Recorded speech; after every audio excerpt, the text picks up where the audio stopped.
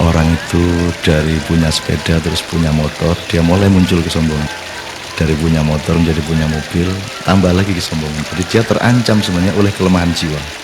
Jadi setiap akses yang naik, akses yang berkembang, itu resikonya karena dia harus diwadahi oleh jiwa manusia yang lemah. Maka eksesnya adalah kesombongan itu, keangkuhan.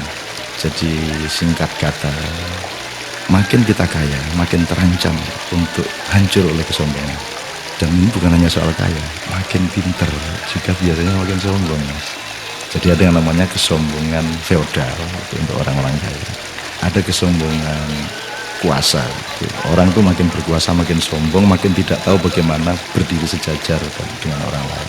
Jadi kekuasaan menciptakan kesombongan, kekayaan menciptakan kesombongan. Dan saya ingin mengatakan poin yang sebenarnya bukan itu. Kepandaian juga sangat berbahaya untuk memunculkan kesombongan kita. Dalam bahasa populer kita sebut keangkuhan intelektual.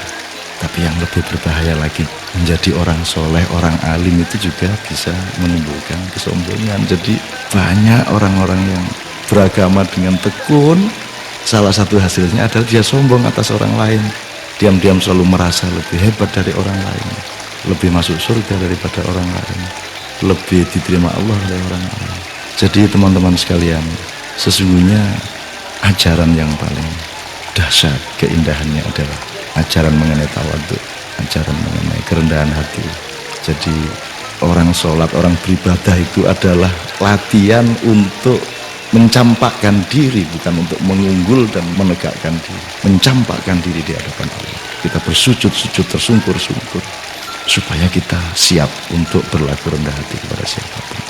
Karena sekarang ini betul-betul bukan hanya orang kaya, bukan hanya orang kuasa, bukan hanya orang pintar, tapi orang alim juga sombong.